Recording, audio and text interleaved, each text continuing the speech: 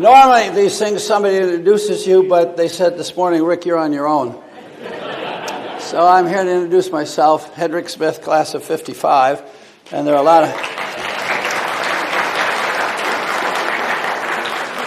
Must be a lot of 55ers in the room. Yeah.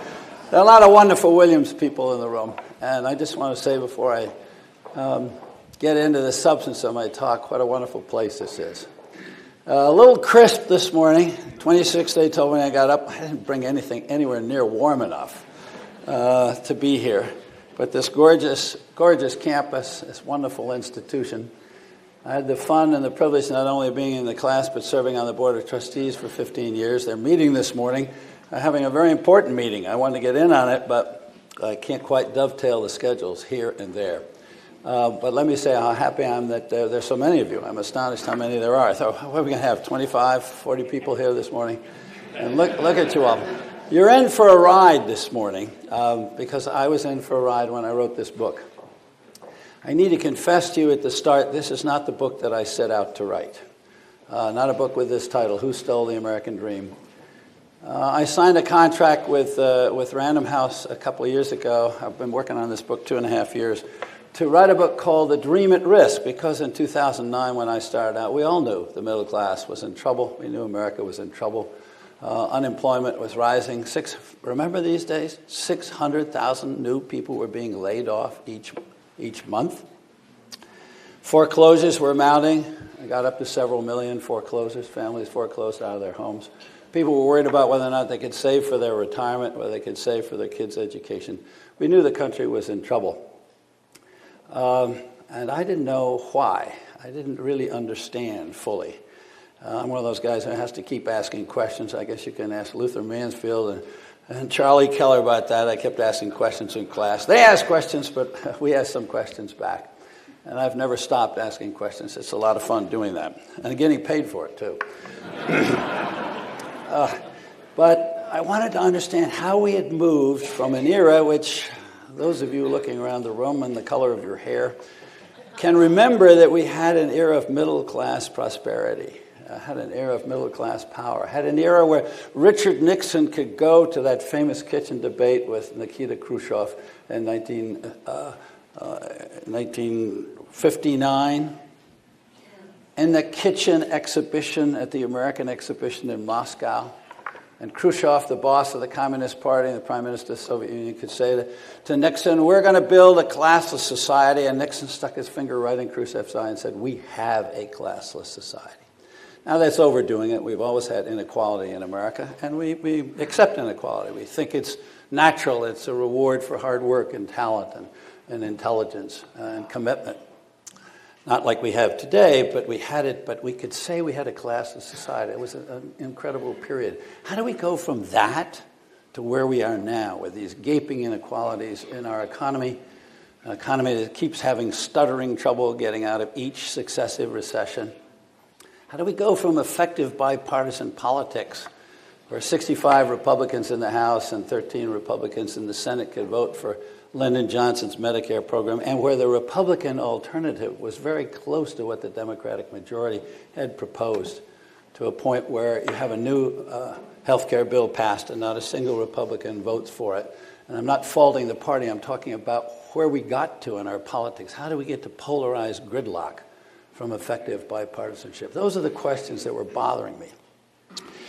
And as I think about where I came out, I'm tempted to recall that old Charlie Brown cartoon, a Peanuts cartoon, where Lucy has a card table set up in the backyard and says, psychiatry, 1 cent. And who walks up, of course, but Charlie Brown needing advice. Lucy says, Charlie, before I can give you advice, I need you to think of life as a great ocean liner. Are you one of those people who takes your deck chair to the bow and looks into the future to where you're going? Or are you one of those people who takes your deck chair to the stern and looks back to see where you've come from? Charlie thought a moment, he scratched his head. He said, Lucy, I'm having trouble getting my chair unfolded.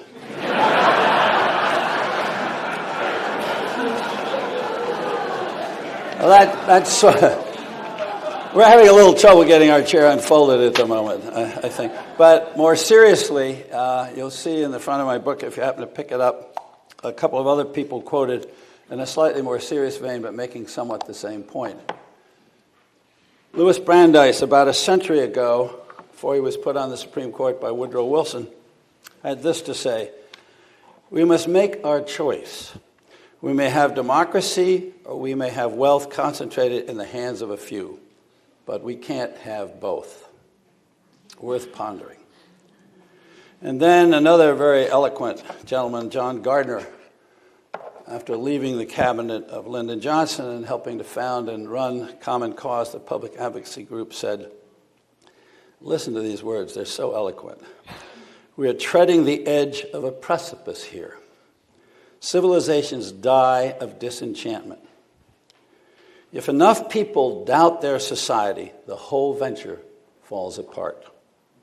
We must never let anger, fashionable cynicism, or political partisanship blur our vision on that point. We must not despair of the Republic." So that's kind of where I began, with thoughts like those, with more questions than answers. Here we are in the midst of a presidential election, a congressional election. We have to pick a president. We have to pick a new Congress. We've probably got more questions than we have answers. We probably have more distrust of all politicians than we do a particular trust in any one of them, and a great uncertainty about where our country is going. That is what moved me. And I said, this is a reporter's book. I learned all the way through it.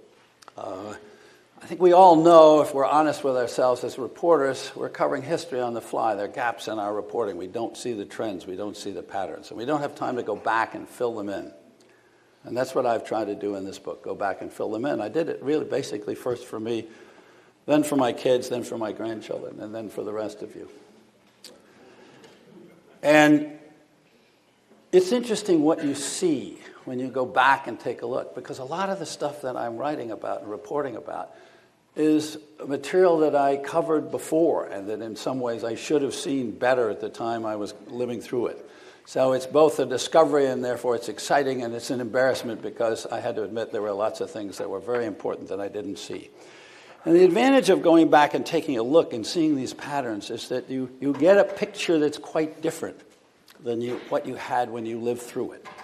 Think for a moment, if you've read that great book about Abraham Lincoln by Doris Kearns, Team of Rivals.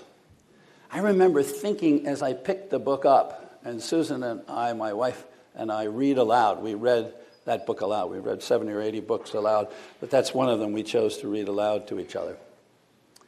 And I thought, how is Doris Kearns going to show us something more about Lincoln by going through the team that he worked with, starting back in the 1830s? Because we want to get to the 1860s, right?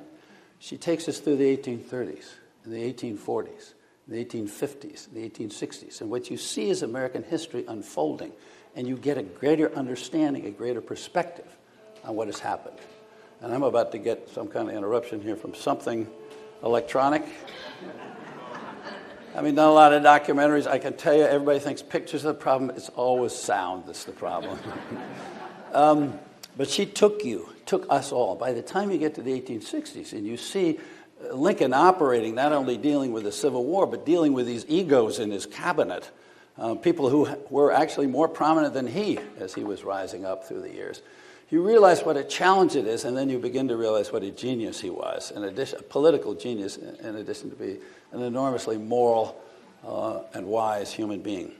So what I've tried to do is to take the patterns and come through our history. And so when I take a look at what's going on today, I get led back to the 1970s.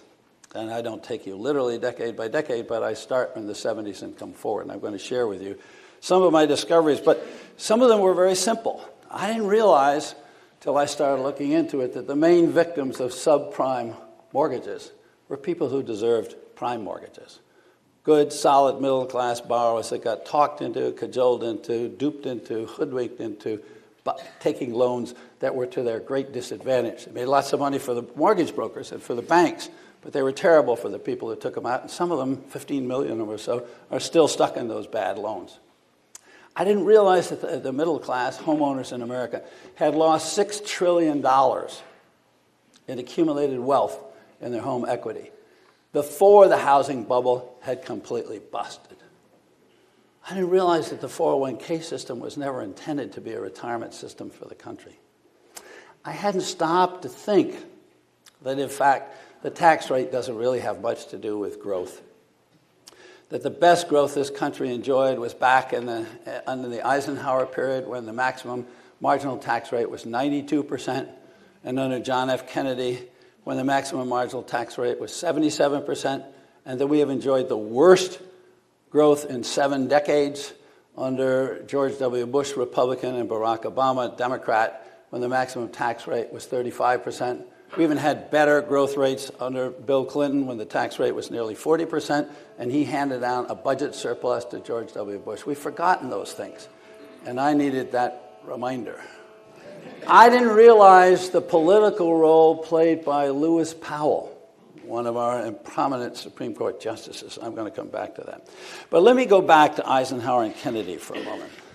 That's the era of great middle-class prosperity and middle-class power. And we forget, or don't realize, that actually power and prosperity go together, that a lopsided economy and a lopsided political system go together, and relatively broad sharing of wealth and prosperity in the country goes with relatively broad sharing of political power.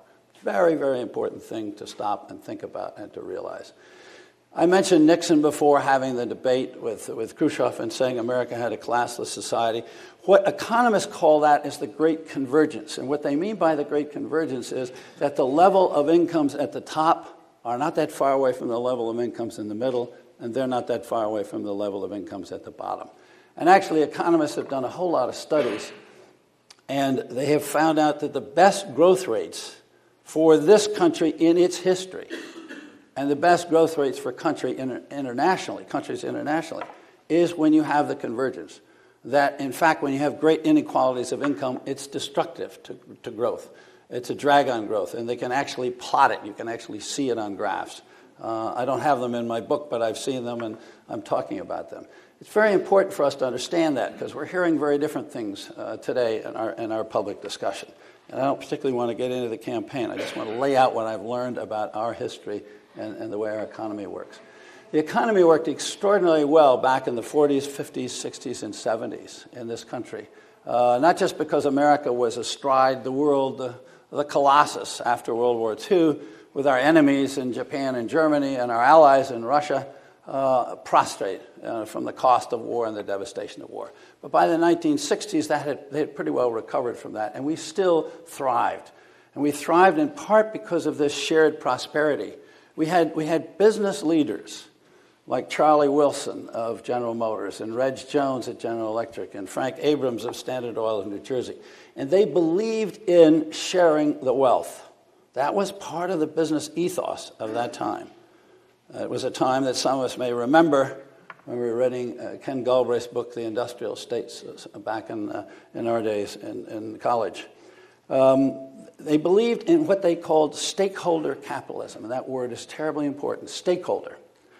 The people, the groups, the collectives that had a stake in the success of the corporation and in the economy. Of course, that included shareholders, but it also included managers, included employees, included suppliers, included creditors, included customers, and it included the communities in which those companies operated. Very different from the notion of shareholder capitalism today, when the focus is so much on capitalization and raising the stock price and really playing to Wall Street. And we'll get to that in a moment. So these people believed in this. This was part of the ethos. If you were a good manager, that's what you did. And there were people who wrote books about management, and that's what they said. You go back and you can find the quotes in history, and as a matter of fact, I did. And I quote a number of these people. One of the most interesting indicators of this shared prosperity and the results of this philosophy of stakeholder capitalism is that if you look at the period from 1945 to the middle 70s, the productivity of the American workforce roughly doubled. It rose 97%. And the median wage or salary of compensation of an average American, I don't mean just assembly line workers, small business people who ran 7-Elevens, people, grocery stores, pharmacies, plumbers, electricians, you name it, across the board. That rose 95%. 97% growth in productivity, 95% growth in the compensation, the hourly compensation of the average American. What that meant was you had the returns of growth being shared widely. People in the middle of the country shared the growth of productivity, the growth of the economy, and the profits of the corporations. I mentioned before that prosperity and power go together. If you think back to this period, and we were around for a good bit of this, this is a period of enormous influence and power of the people. People are very frustrated today that Washington doesn't respond, that Washington doesn't listen to people. You can see it in poll after poll. I can tell you from watching it up close, it's absolutely true. People are right in what they feel. They don't pay attention.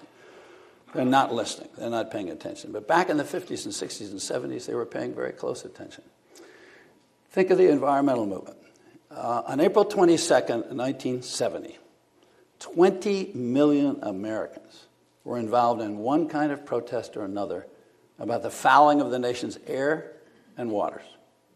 They were sick of the smog over LA. They were sick of the Cuyahoga River outside of Cleveland being so crammed with chemicals that had been thrown in the river by industry that the river was literally bursting into flame. They were tired of the asbestos in their own basements. They were tired of the smell, the look of pollution practically everywhere you looked. And they could see the algae on the Potomac River. I remember talking to the Kennedys. You couldn't even swim in the river at that point. It was impossible. It was unhealthy. And so there was this enormous burst of public outrage. And within a year, Congress had passed 7 major pieces of environmental legislation: the Clean Air Act, Clean Water Act, Safe Drinking Water Act, Anti-Toxic Substances Act, on and on. Richard Nixon, who loved to cavort with the CEOs and the big business leaders, a great fan of them down at B.B. Rebozo's place down in Key Biscayne or out in San Clemente, right?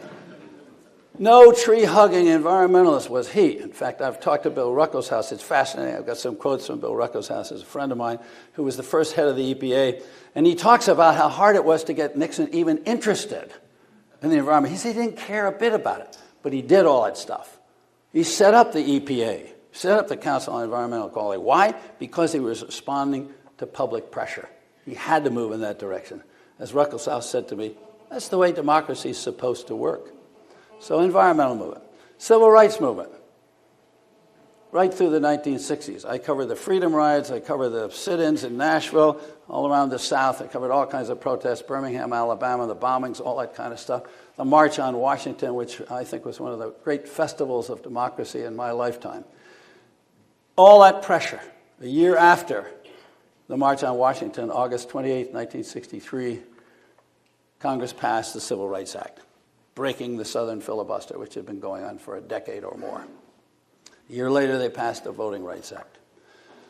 Consumer movement, led by Ralph Nader, wrote that book, Unsafe at Any Speed, saying that General Motors and Ford and the American automakers were producing cars that were defective and literally were causing traffic accidents and fatalities. And you got this whole push for truth in labeling, for better quality of products, for more openness, for more oversight of the market to make sure the market operated honestly. And the women's movement, and the labor movement, and the peace movement. The labor movement is very important. People tend to dismiss its importance now. It was the absolute underpinning of the living standards of the middle class. You had a thing that people call historically now the Treaty of Detroit. It was the first major industrial agreement between General Motors and United Auto Workers, which established slowly rising wages. This was the American dream. This embodied the American dream. The American dream was a steady job, slowly rising income over your lifetime, have safe health, somebody helping you to cover your health needs, a reasonable retirement so you could be secure in your old age, and the hope that your kids would have a better life and enough money to begin to buy your own home and spend 30 years paying your mortgage and then have a home of your own when you retire. That was it.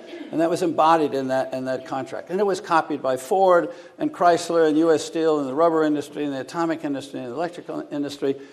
But it was copied by many non-union employers. Many more non-union workers were affected by the Treaty of Detroit. And that became the basis for the middle-class standard of living. So all those movements, peace movement, labor movement, women's movement, consumer movement, environmental movement, civil rights movement, look how diverse they are. And all of them were, and this is very important because I'm going to come back to this, all of them involved ordinary people taking the initiative to express their own views and to get engaged in civic activism. Get engaged in civic activism. This is not on the internet. This is not on the couch. This is not pointing at other people. This is saying, we got to do it. Okay, those things go together. Now, something starts to happen to that system in the 70s. And that's why I start my story there. And my story actually begins with Lewis Powell in August of 1971. Powell was named to the court by Richard Nixon a couple of months later and served for 15 or 16 years. Tidewater drawl, soft-spoken man, Virginia aristocracy, corporate lawyer from Richmond, Virginia. So soft-spoken at times that Linda Greenhouse, the New York Times Supreme Court reporter, reported that he would pad around the court building, sometimes in his shirt sleeves and in soft shoes or slippers, and occasionally people from Montana or Indiana or Connecticut or Texas would mistake him for a custodian and ask him the directions to the men's room or the ladies' room. But this was no shrinking violet, Lewis Powell. In 1971, in response to all those movements that I've just been talking about, Powell thought the American free enterprise system was literally in mortal danger. I think he somewhat exaggerated, but they certainly were on the political defensive. And he said something's got to be done. Friends of his encouraged him to write a memo about what he thought. Friends of his at the United States Chamber of Commerce. And he wrote what is now known in history as the Powell Memorandum. And it is literally a corporate manifesto, much as Marx's manifesto was the laboring manifesto. This is a call to arms to business. Get in the ball game. You're not playing on the important playing field, which is in Washington, D.C., the policy playing field. Set up offices there, organize yourself, identify your foes, go after them aggressively, punish them, reward your allies, pool your money, stop fighting among yourselves. It's all there. I've put it a little bit more bluntly, but his language is pretty tough. Get going or we're in deep trouble and our system is going under. This is 1971. The irony is that a lot of what bothered him, the Environmental Protection Agency, the Occupational Safety and Health Administration, the Mine Safety Board, a whole bunch of things, are actually established under the Nixon administration, the guy who was just about to appoint him to the Supreme Court. He was very concerned about that government regulation was strangling business. Well, Powell's memorandum had an electric effect. And this is what I didn't realize. In the first place, it was done sub rosa, so none of us at the time knew about the Powell Memorandum. It was passed around among business leaders, and the media never saw it. It was historians who went back much later and found it. Not as late as me, but others found it well before I did. But it wasn't realized at the time. And none of us understood exactly what a dramatic impact it had. We saw the evidence of it, and I'm going to get to that in a minute. But we didn't realize what a dramatic impact it had. When Powell wrote, there were 175 American businesses that had lobbying offices in Washington to lobby Congress and to lobby the administration for their company's interests. A decade later, there were 2,425. When Powell wrote, there was no such thing as the Business Roundtable. The Business Roundtable is a group of the 150, 180 of the largest corporations in America. It's the single most potent political voice of business in America. It didn't exist until 4 months after the Powell Memorandum was circulated, and the CEOs of those big companies, guys I met and talked to, Irving Shapiro at DuPont, Reg Jones at GE, some of the others, they formed this group, and they became a very powerful voice and very powerful influence. The National Federation of Independent Businesses, the arm of small business, exploded. The National Association of Manufacturers moved its headquarters to Washington. People responded to what Powell had to say. By 1980, there were 50,000 people working for business trade associations in Washington. There were 9,000 registered corporate lobbyists, and there were 8,000 corporate publicity people, public relations people. The number of corporate lobbyists and publicity people outnumbered the members of Congress 130 to 1.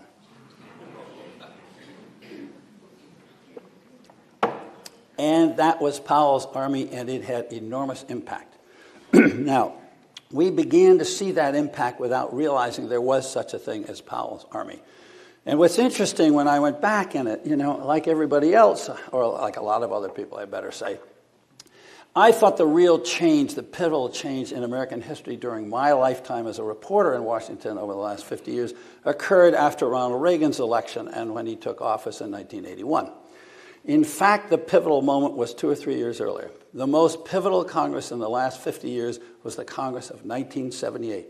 It was a Congress in which the Democrats controlled both the House and the Senate, and Jimmy Carter was sitting in the White House. And why do I say that? I'm going to tell you. At that moment, the Labor Federation, the AFL-CIO, thought it was going to get some of the labor legislation that it had wanted to get for quite a long time. Remember, the previous presidents were Richard Nixon and Jerry Ford, both Republicans, and Labor had a hard time under Republicans.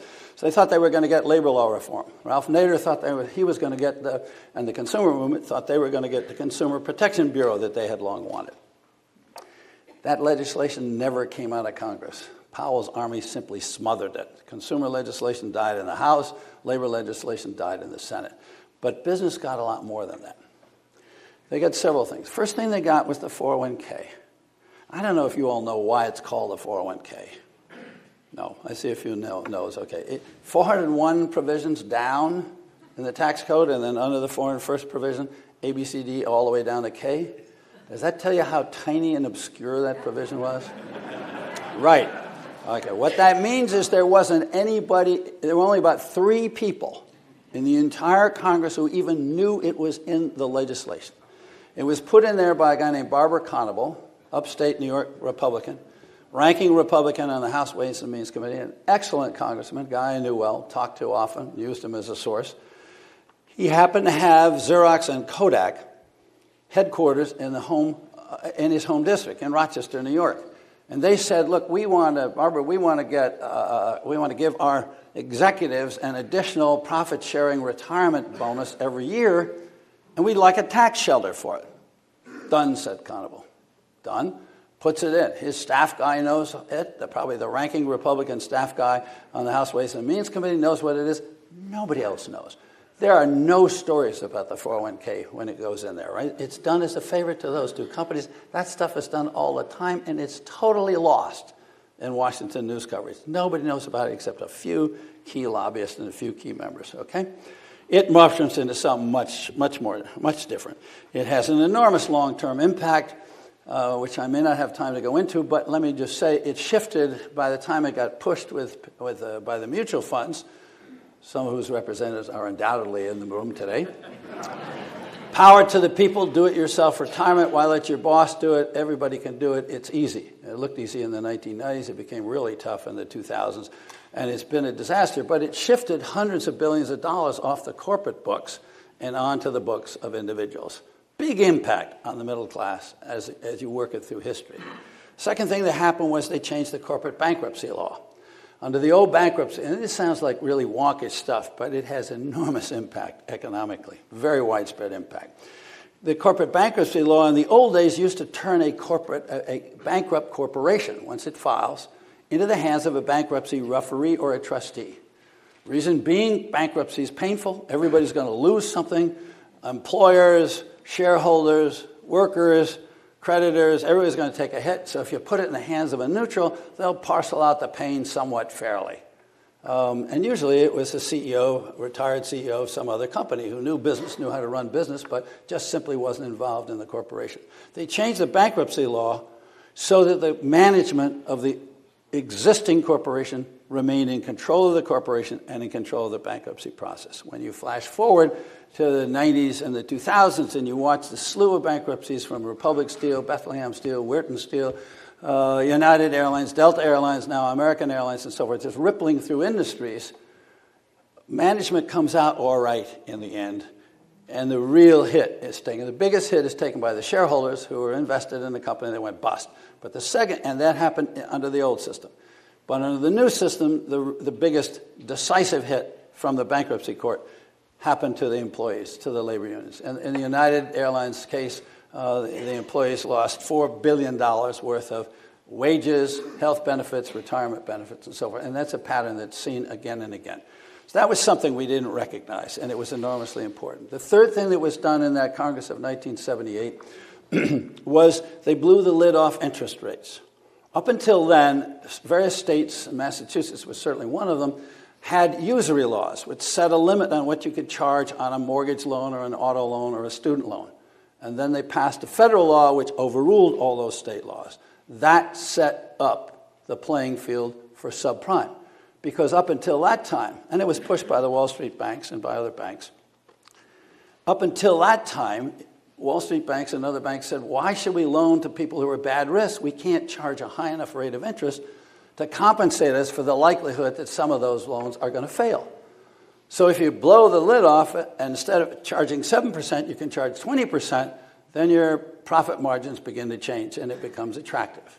So that was necessary. There was more legislation passed in the early 80s on adjustable rate mortgages and that kind of thing, which really fed the subprime. But the key move was blowing the lid off interest rates. And by the way, I don't know if you've noticed, if you looked at your credit card lately and figured out what your rate is if you pay late, somewhere in that 18 to 21% range. It's not way back down at 7%. So it not only got put in there for subprime borrowers, it got put in there for all of us. That was very important. Okay, and we know what happened in the subprime thing. Lots of people lost lots of money. Then the final thing that happened was the tax law. Now what you need to know, and you probably know this instinctively, but the pros will tell you that tax law is the most political law there is in America. In fact, I've got a Wall Street lawyer, white shoe law firm lawyer, saying exactly that. It's the most political law we have. Well, tax law had been moving in the direction of closing loopholes on corporations and on the wealthy through the 1960s and in the 1970s. The marginal tax rate had come down a bit, but not much. And Jimmy Carter, when he came into office, wanted to close more of those loopholes and to raise the corporate tax rate 2%, not much, just 2%. When he sent it up to the Hill, there was a long battle, but when the legislation came back, it was exactly the opposite of what Jimmy Carter wanted. There were no loopholes closed. The capital gains rate was dropped from 48% to 28%, single biggest drop in the capital gains rate in the last 50 years. More than halfway to where we are now, where the capital gains rate is 15%. It happened under Carter, and it happened under the Democrats. Corporate tax rate, instead of being raised 2%, was lowered 2%. Importance is not in the numbers. The importance is in the direction. The direction of the tax law was the opposite. I talked after that to Arthur Levitt, a fellow Williams graduate, class of 52, I think Arthur is, who was then president of the American Stock Exchange. And I asked him about what had happened in this Congress, because I didn't know about Powell's memorandum, I didn't know about Powell's Army, but I did know that Jimmy Carter was taking a heck of a pasting on the legislation he was proposing and so forth. And Arthur said, well, we found out in business that we can get what we want if we organize politically. We've tasted power, and we're going to look for more. Ladies and gentlemen, that 78 Congress was a pivotal Congress. It was a game changer psychologically and in power terms. People understood, excuse me, people who play the political game in Washington understood that the game had changed. It's like, it's like if Nadal and Federer in the fifth set of a 4.5-hour match, and they're tied at 4-all, and Nadal gets a service break. You just know the outcome, even though you haven't finished the match. It's like the Patriots or the Redskins or somebody in the fourth quarter, and there's a long pass, and there's a score or the opposite. There's an interception and a 55-yard run back, and the other team scores. And you know, even though the game isn't over, that psychologically there's been a shift. It's a game changer. That's what the Congress of 1978 was. It was a game changer. And we live with a game change now. I could tell you about the Gang of Six. I'm not going to take time. You ought to read about that. But Powell's Army is still very powerful, still very present. George W. Bush gave them credit for helping him pass the tax cuts that he passed. Probably the most powerful part of Powell's Army today is Wall Street, with enormous influence in Washington. We think of it as having influence on the Republican Party, but you ought to know that all three chiefs of staff that Barack Obama has had in the White House all came from Wall Street, every single one of them. I remember talking with John Reed when he was CEO of Citigroup before they merged with Travelers, and essentially broke down Glass-Steagall, which was the law passed in the early 1930s that separated investment banking from commercial banking. And he told me that this was going to happen, and that he and Sandy Weill were working on this tremendous merger of their two financial corporations, and that they knew they had friends in Washington, that Alan Greenspan, as a member of the J.P. Morgan Bank board, before he was put on the Fed, that he always hated Glass-Steagall, always wanted to get rid of it. When I went back and checked the record, sure enough, as Fed chairman from 86 to 97, he had increasingly built a wider and wider loophole so that commercial banks could get in investment banking and vice versa. And then finally, the real change came under Clinton, again, the Democrats, Bob Rubin, Secretary of Treasury, former senior executive at Goldman Sachs, another symbiotic connection between Wall Street and Washington, and the Glass-Steagall is repealed. And I think we live with the consequences of that today. There'll be some disagreement about it, but the effort to restore Glass-Steagall under Barack Obama failed. We do have the Volcker Rule, but it's been watered down, and we can talk about that. I remember talking to Dick Durbin, the whip of the Senate Democrats, after the Dodd-Frank financial regulatory bill was passed, and he says, amazing, the power and the influence of the banks in Congress. They caused our collapse. They're right at the center of the collapse. We spent $700 billion bailing them out. You'd think they would be on the defensive and they wouldn't get anything. He said, frankly, if you look around Congress, they own the place today. This is the Powell's Army carried forward to today. What happened in the economy parallels that. It's what I call wedge economics. When I first wrote that term in my first draft of my book, and I did 5 drafts of my book, so when the kids say, why do we have to rewrite our composition? tell them even guys who've been writing for a while have to rewrite their composition any number of times. I put that phrase in wedge economics, and my editor, Kate Medina at Random House, said to me, where'd you get that phrase, Rick? Are you quoting the Keynesian economists? Are you quoting Milton Friedman in the Chicago School? Who are you quoting? I said, no, that's my phrase. He said, well, you can't just put a phrase in a book about economics that you made up. and I said, well, yeah, I can. I mean, I'm trying to find a very short, like bumper sticker phrase that will stick in people's mind that will describe a reality that I think has occurred. And it's a fairly complicated reality, but I'm looking for a label for it that will stick. What I mean by wedge economics is there was a wedge driven in, or maybe I should do it from that side from you all. Anyway, there was a wedge driven in to the American economy starting in the 1970s, and it grows in the 80s and the 90s and the 2000s.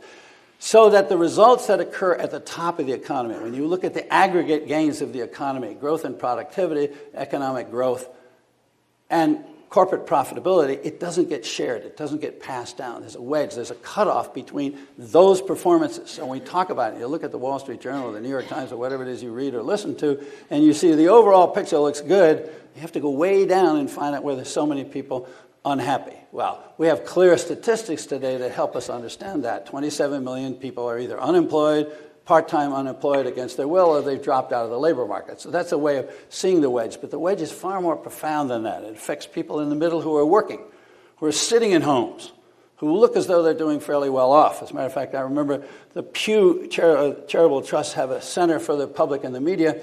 They did a poll in the middle of the recession in 2010. They were asking people how they were doing, were they paying their bills, could they afford medical care, and so on and so forth. And the headline on their poll was "One Recession, Two Americas." There was one part of America that was doing pretty well. And it pretty well starts at $75,000 family income and up, definitely from $100,000 and up, and people who are doing really badly. Couldn't pay their mortgage payments, couldn't pay for health care, had to borrow from friends and family, went deeper into debt, declared bankruptcy, whatever, occurred below that $75,000 level to a great degree, starkly different economies. What really happened there was a separation between the growth in productivity and the growth in the standard of living of the middle class. Remember I told you before, 45 to 73, 97% growth in productivity, 95% growth in wages. From 1973 to 2011, the last year for which we have statistics, productivity rose 80%. Not as good as before, but still a very impressive performance by the American economy. The average compensation of the average American worker or somebody at the median income, which is about $50,000 household income. Just remember that. Think of what it would be like to have a family of 4 living on $50,000. That is what most Americans are doing. Half of America is below that number, half of America is above that number. At that level, wages over the last 38 years have gone up 10%. Productivity up 80%, wages up, household income up 10%. Now, the Census Bureau says you can't just look at household income. You got to break it down. Take the women out, because we've had more women working more hours, and that's going to make household income rise a bit faster. What if you just look at male workers? If you take male workers in 1978 and male workers in 2011 at the average level, dead even.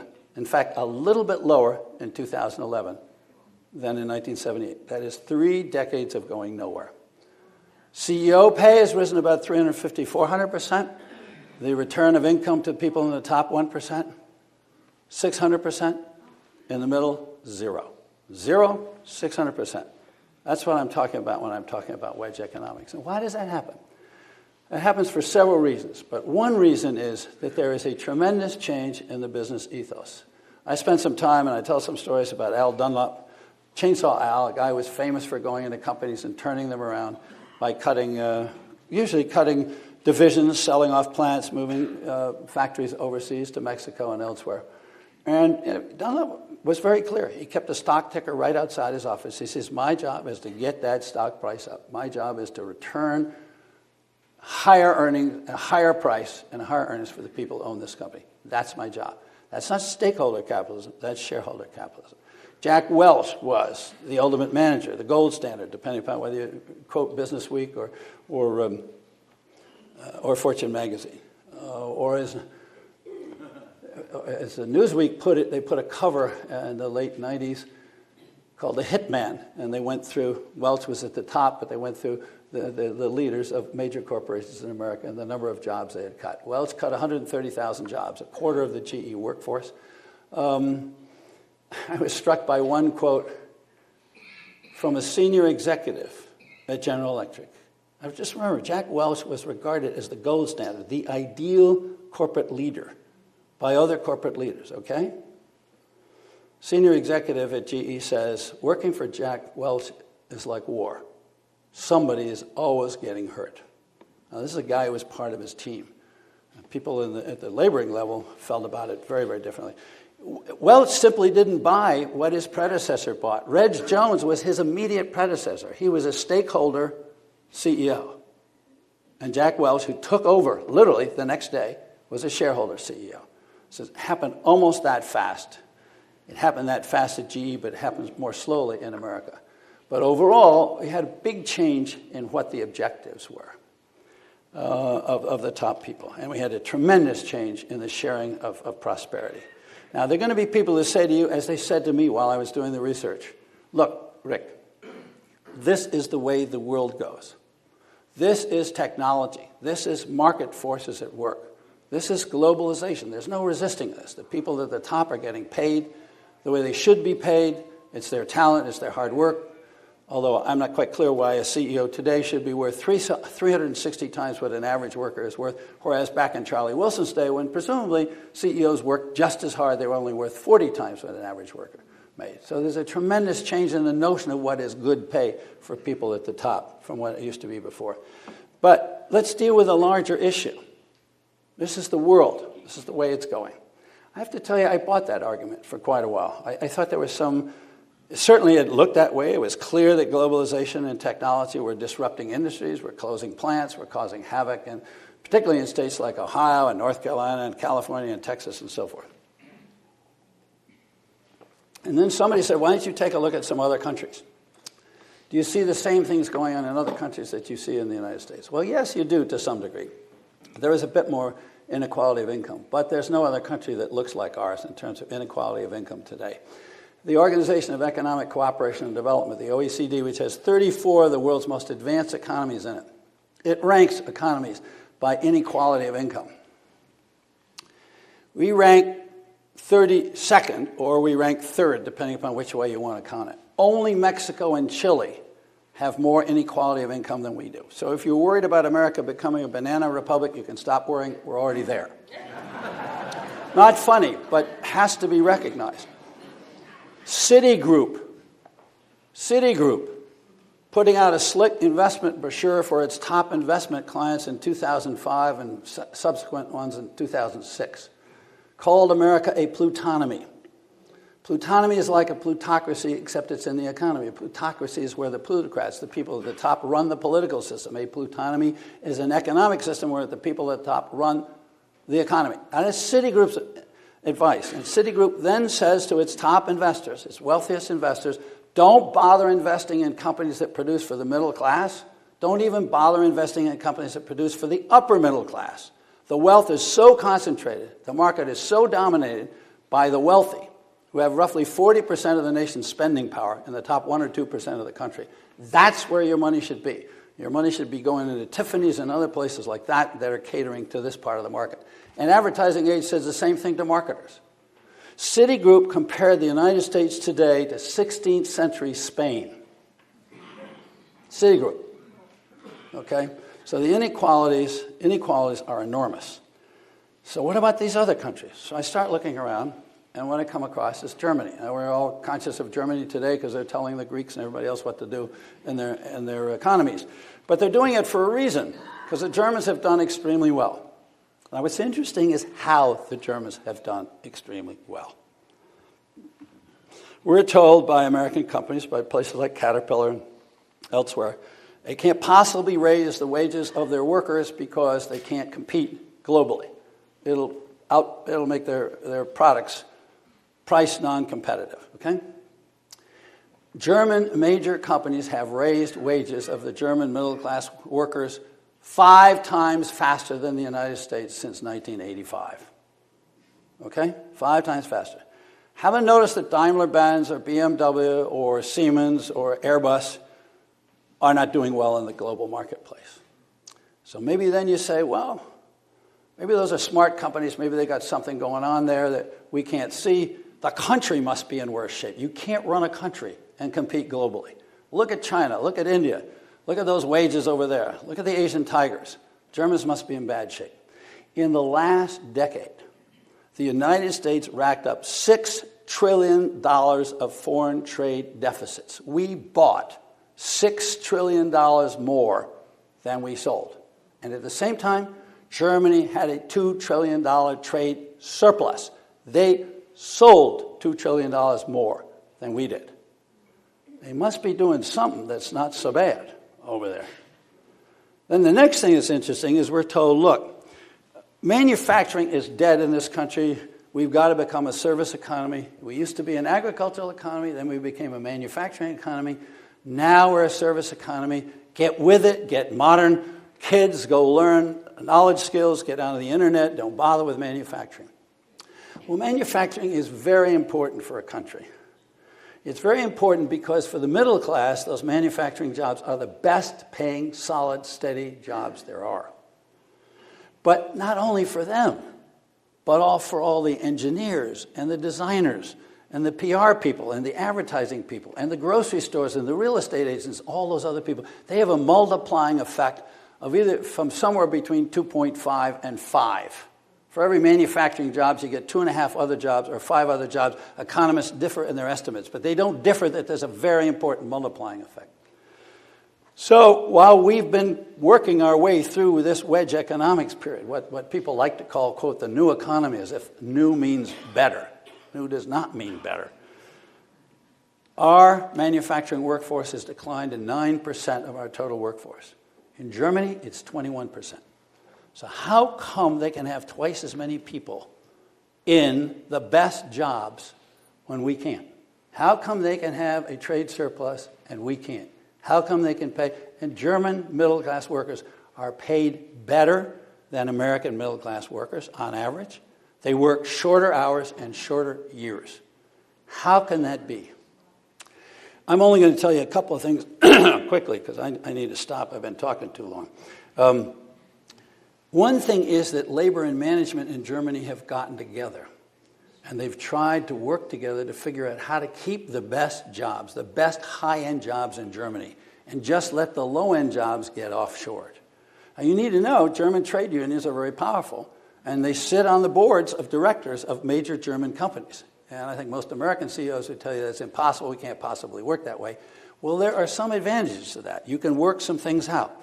I'll give you one example real quickly, and that is when Germany started to go into decline, as we did, and our unemployment rate was starting to skyrocket, German employers and German trade unions sat down together and they came up with a solution. They said, we don't want to put millions of people out of work. Is there some other way we can do it? And they came up with the short week. The short week means, and over there the normal week is 37 and a half hours instead of 40 hours. They said, let's have everybody work a 30-hour week instead of laying off everybody. Everybody takes a hit, but we don't have millions of unemployed. We don't have people who can't afford to pay the mortgages on their houses because they don't have jobs. We don't have more people thrown on the unemployment rolls, so there are more state benefits and tax burdens that the country has to support. That's just one example. If German small firms, what they call Mittelstand in Germany, if they want to export, they get help from the government, either the federal government or the state government. How? If you're a relatively small firm with, I don't know, 10 million to 100 or 200 million turnover in a year, it's very expensive to go send salespeople and do marketing in China or India or New Zealand or Australia or Japan, all over that part of the world. So what the German government does is it starts a trade fair in Shanghai or in Wellington or in Queensland, whatever, in Tokyo. And then they invite the German small businesses and middle-sized businesses to come, and they get this kind of government support, and then the businesses themselves can sell their own stuff. They've got a chance to appeal to that market. Those are just two examples. In other words, they found a way of collaboration. Now, does that sound familiar? If you go back, the Germans are practicing stakeholder capitalism today. We practice it, and it worked really well before. The Germans are practicing it today, and it's working really well now. And we're practicing shareholder capitalism, and it's not working well. I'm sorry, it is working well. The corporations have record profits. And the people at the top of corporations, the corporate America, are making lots of money.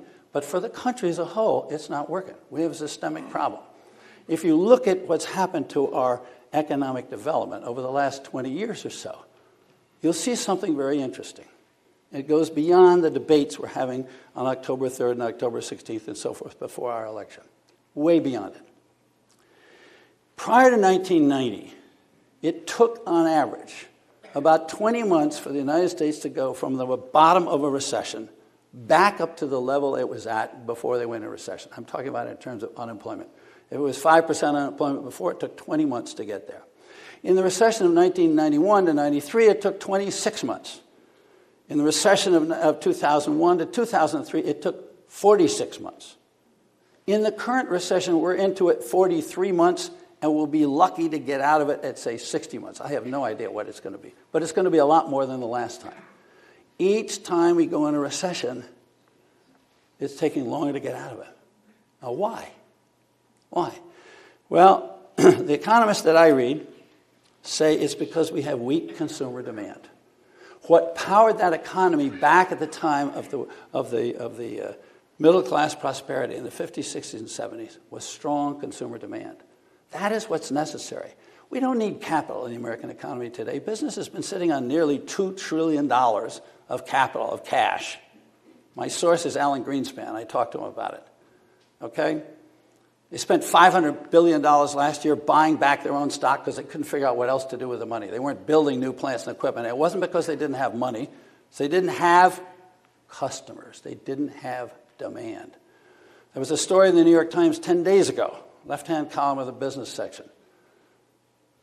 Venture capitalist funds have $1 trillion worth of maybe college endowment, but certainly pension fund money and other investment money, and they can't figure out what to do with it, and they're thinking of returning it to their investors. That's not the problem. The problem is this virtuous circle of growth. If you pay your workers well, and this was the theory of Henry Ford back in 1914 when he invented the $5 a day, this is what was going on in the 50s, 60s, and 70s. If you pay tens of millions of Americans a decent and rising wage, not a flat wage, but a decent and rising wage, and they go out and they spend their money, that's going to force business to expand production to meet demand. They're going to build new plants, they're going to buy new equipment, they're going to hire more workers, and that's going to power the next circle, the virtuous circle of growth. We have dismantled the virtuous circle of growth. We've let wedge economics come in and drive this division, which has cost not only the middle class, it's cost the economy its growth. We've got to find ways to get back to that. So, in my last 2 minutes, I have to tell you what we're going to do about it. Takes these other guys 90 minutes, I'll do it in 2. I'm joking. Obviously, I'm joking. When I finished writing what I've told you so far, my editor says, Rick, you got to tell people how to get out of this mess. You got to do better for Charlie Brown than Lucy did. And I said, Kate, that's really not my job. I'm a reporter. My job is to go back and analyze history, tell people how we got where we are, and let the policy wonks and Congress and the administration and the people themselves decide what to do. And she said, Rick, that's not fair. You've got to do this. And I said, I don't feel right doing this. I'm putting myself in a policy position. Well, my chief editor, Susan, my wife, said to me, Rick, Kate's right. And so I did it. So there are 2 chapters at the end of the book, and one of them deals with economics and one of them deals with political reform. I haven't talked much about politics, but there's plenty about politics in the book. It's not hard to come up with some intelligent things to do. We have a tax system that rewards companies for moving jobs overseas.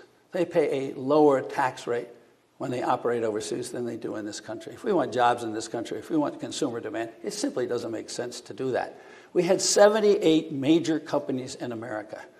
Goldman Sachs, Merck, Standard Oil of New Jersey, General Electric, I can't remember, Eli Lilly, there's a whole slew of them. They paid 0 taxes, and they made billions of dollars between 2008 and 2010. My favorite is General Electric, which got a $4.5 billion rebate from the federal government during those 3 years. They get credits for losses in previous years, so they get to carry them forward. They get credits for investment in research and development. There are other things that they're doing, which from our standpoint as a nation are desirable. So not all of those credits came from operating overseas, but a big chunk of them did. And when companies make lots of money overseas, they say to the government and to our political leaders, look, we got $1 trillion overseas. This is going on literally right now. It went on 5 years ago or 7 years ago. It's going on right now. We have $1 trillion of profits overseas. If we bring them back, we're going to be taxed at the 35% corporate tax rate.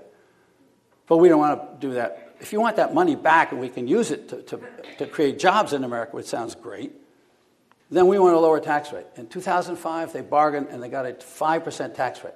Companies operating in America were paying 34, 35, 33%, nearly the corporate tax rate. Companies who made profits overseas paid 5% with the permission of the administration and Congress. They promised that it would go into jobs in America. Economists have gone back and tracked that money. 90% of it went to dividends to owners, and to the executives, 10% went into job creation. So that wasn't a very good deal. We ought not to do that again. But we can close that loophole. Another way to get consumer demand going is get the banks to bail out the homeowners who are stuck in underwater homes, refinance their loans. They're still paying 8 or 9% on the loans that they took out in 2005, 6, 7, 8, whatever. And if they got a new loan today, if they could refinance today, they'd be paying 3.5% or 4%. The difference between that 3.5% or 4% and 8 or 9% is potential consumer demand. You can unlock that demand by refinancing those loans. Now, the banks are going to say we're going to lose money. And it's true. They are going to lose money. If they could get 8 or 9%. And these are people who are paying their mortgages, by the way, every month. These are not deadbeats or losers or whatever. They're stuck in houses that are worth less than their mortgages. And so they can't refinance. So the banks are going to say we're going to lose money on that, and we don't want to do it. And I think our answer to that is, yeah, you are going to lose money on that, but we bailed you out once before, and you need to take your turn and share the wealth and bail out these people because we need it nationally. It isn't just these people who need it. We need it nationally. I got another slew of things like that. They may or may not appeal to you, but they're not hard to come up with. We should rebuild the infrastructure in this country. Our roads and highways and bridges and ports are a disaster. The U.S. Chamber of Commerce estimates we're losing $1 trillion worth of foreign trade because our infrastructure is so backward compared to the world. This is one of the few things that the Chamber of Commerce and the AFL-CIO agree on. There are a bunch of others. There are things we could do with a personal tax system. But the most important stuff has got to happen in politics. And now I'm back to the 60s.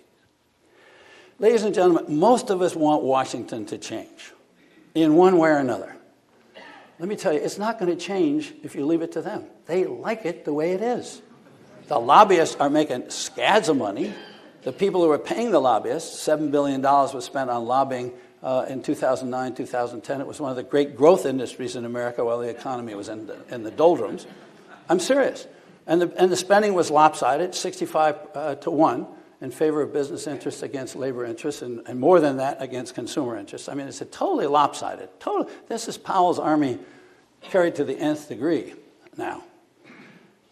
That's not going to change. Members of Congress, they hate fundraising, but they like the system that enables them to stay in office, most of them. They fight like hell for 34 out of 435 congressional districts. There are 8 or 10 Senate seats. They're in really serious competition this year.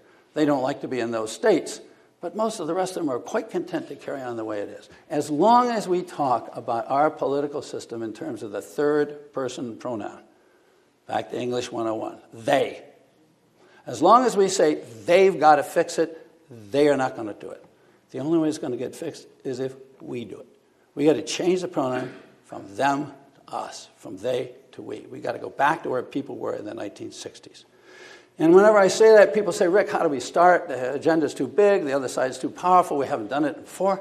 I have a friend named Ernie Cortez who's an organizer in the Southwest, Arizona, New Mexico, southern Texas, southern California. He said to me one day, Rick, it isn't just power that corrupts. Powerlessness also corrupts. Think about it. Powerlessness corrupts democracy at its very core. Remember what John Gardner said, if enough people lose faith in their society, that's how civilizations die. A lot of truth in that. A lot of truth in that. And if you think the odds are tough, and it's more than we can do, and you've done your bit, it's reasonable. It's reasonable. That's the way a lot of people feel.